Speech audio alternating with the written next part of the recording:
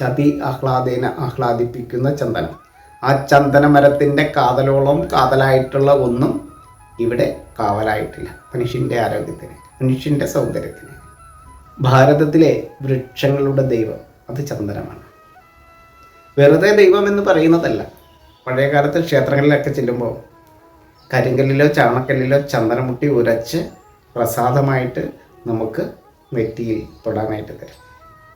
അപ്പോൾ അത് പരിശുദ്ധമായിരിക്കുന്ന ജലം ചേർത്ത് ആ വൈഷ്ണവ ശക്തിയുടെ ഏറ്റവും വലിയ കാതലായിരിക്കുന്ന ആ ചന്ദനം അരച്ച്, ആ ശൈവശക്തിയായിരിക്കുന്ന ആ കരിങ്കല്ലിൽ അരച്ച് അത് നമുക്ക് പ്രസാദമായി തരും. അമ്പലത്തിൽ ചെല്ലുമ്പോൾ എന്താണ് പ്രസാദമായി കിട്ടുന്നത്? പ്രഥമ പ്രസാദം തീർത്ഥമാണ്, ജലമാണ്. ആ ക്ഷേത്രക്കിണറ്റിലെ ജലം എങ്ങനെയുള്ളതാണ്? തേൻ സമാനമാണ്. സർവ്വരോഗത്തെയും നിവാരണം ചെയ്യുന്നതാണ്. രോഗവൈരിയാണ് ആ കിണറ്റിലെ വെള്ളം. ക്ഷേത്രക്കുളത്തിലെ ആ തീർത്ഥം, ആ തീർത്ഥശുദ്ധിക്ക് വേണ്ടിയിട്ടാണ് ആ ക്ഷേത്രദേശം. ജലത്തിൻ്റെ മായയായിരിക്കുന്ന നമ്മൾ ആ തീർത്ഥസ്ഥാനത്തേക്ക് എത്തുകയാണ്. എന്തിനു വേണ്ടിയിട്ട്? നല്ല തീർത്ഥത്തിന് വേണ്ടിയിട്ട്. ഒരു പ്രദേശത്തെ ഖണ്ഡനിരൂപണം ചെയ്ത് തീർത്ഥശുദ്ധിക്ക് വേണ്ടിയിട്ട് നല്ല മണ്ണിനെയും നല്ല ജലത്തെ, നല്ല വായുവിനെയും നല്ല അഗ്നിയെയും നല്ല ആകാശത്തെ സൃഷ്ടിച്ചുകൊണ്ട് ഏറ്റവും വലിയ തേൻ സമാനമായിട്ടുള്ള ജീവനെ നിലനിർത്തുന്ന, ജീവനായി മാറുന്ന ആ ജലത്തെ പ്രസാദമായി കൊടുക്കുകയാണ്. പ്രഥമ പ്രസാദം തീർത്ഥമാകും. രണ്ടാമത്തെ പ്രസാദം എന്താണ്? ചന്ദനമാണ്. വൈഷ്ണവ ശക്തിയുടെ കാതലാണ്, ഏറ്റവും വില കൂടിയ കാതലാണ് ചന്ദനം. ആ ചന്ദനം എന്താണ്? അത് മണ്ണാണ്. മണ്ണെന്താണ്? അത് ശിവനാണ്. ജലം എന്താണ്? അത് പാർവതിയാണ്. മണ്ണും ജലവും ചേരുമ്പോഴെന്താണ്? അത് മഹാദേവനാണ്. ആ മഹാദേവനെ ചേർത്ത് വെക്കുന്ന വൈഷ്ണവ ശക്തി എന്താണ്? അതിഹരിത ലോകമാണ്, അത് ഹരിയാണ്, അത് വിഷ്ണുവാണ്.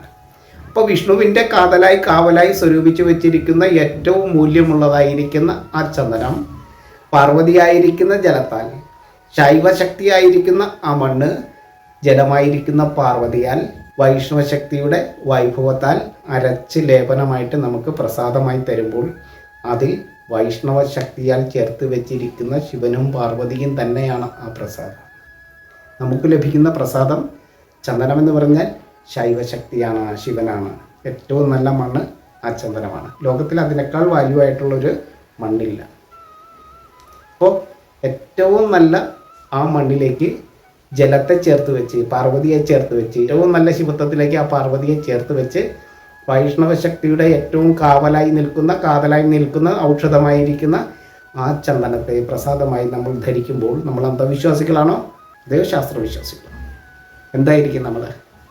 നമ്മളുടെ മഹാദേവൻ എന്ന് പറയുന്നത് ഏറ്റവും വലിയ ദേവതാ സങ്കല്പം മഹാദേവനാണ്. ആ മഹാദേവനെ തന്നെയാണ് നമ്മൾക്ക് പ്രസാദമായി കിട്ടുന്നത്. നമ്മളുടെ ദേഹത്തിന് കാരണമായിരിക്കുന്ന ഈ ശൈവനിലയമായിരിക്കുന്ന ഈ പ്രോട്ടോണിൻ്റെ അല്ലെങ്കിൽ സ്ഥൂലഗണത്തിൻ്റെ ഏറ്റവും വില കൂടിയ ആ അംശമാണ് നമുക്ക് പ്രസാദമായി കിട്ടുന്നത്. അത് ശിവത്വം തന്നെയാകുന്നു, അത് പാർവതിയോട് ചേർന്നാകുന്നു, അത് വൈഷ്ണവ ശക്തിയാലാകുന്നു. അപ്പോൾ എത്ര മനോഹരമായിട്ടുള്ള ഒരു കാഴ്ചപ്പാടാണ് ഭാരതം ലോകത്തിന് മുന്നിൽ ഈ ആചാരങ്ങളിലൂടെയും അനുഷ്ഠാനങ്ങളിലേക്ക് വെച്ച് നീട്ടിയിരിക്കുന്നത്. എങ്ങോട്ട്? നമ്മുടെ കൈക്കുമ്പിളിലേക്ക്. അത് നമ്മളുടെ തിരുനെറ്റിയിൽ തൊടുമ്പോൾ അതിൻ്റെ ഔഷധ ഗുണം എത്ര വലുതാണ് എന്ന് നമുക്ക് സാധാരണ ഒരു ആയുർവേദ ഡോക്ടറോട് ചോദിച്ചാൽ അവർ പറഞ്ഞു തരും. അത്രയും രോഗവൈരിയായിട്ടുള്ള ഏറ്റവും വില കൂടിയ സുഗന്ധദ്രവ്യമാണ് ചന്ദനം.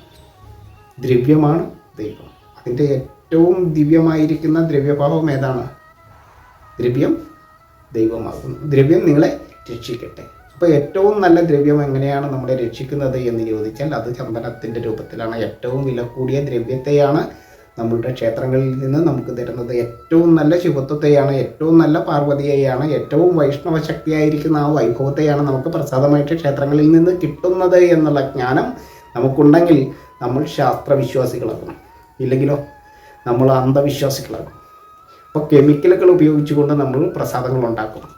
അത് നമ്മളെ പ്രസാദിപ്പിക്കുകയില്ലെന്ന് മാത്രമല്ല, നമ്മുടെ ഉള്ള പ്രസാദവും കൂടി ഇല്ലാതാകും. സർവ്വ അനർത്ഥങ്ങളെയും ഇല്ലായ്മ ചെയ്യുവാൻ, അർത്ഥത്തെ അറിഞ്ഞ് അനർത്ഥത്തെ നീക്കുവാൻ പ്രാപ്തിയുള്ളവരായിട്ട് നമ്മൾ മാറും.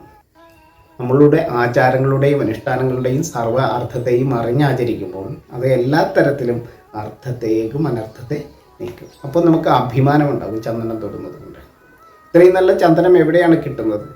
അത് ക്ഷേത്രങ്ങളിലാണ് കിട്ടുന്നത്. ഇന്ന് ക്ഷേത്രങ്ങളിൽ നിന്ന് എന്താണ് കിട്ടുന്നത്? ദേവസ്വം ബോർഡ് ക്ഷേത്രങ്ങളിൽ നിന്ന് ഇന്ന് എന്ത് ചന്ദനമാണ് നമുക്ക് കിട്ടുന്നത്? അല്ലെങ്കിൽ മറ്റ് ക്ഷേത്രങ്ങളിൽ നിന്ന് നമുക്ക് എന്താണ് കിട്ടുന്നത്? Program sponsored by മൂഴിക്കരോട്.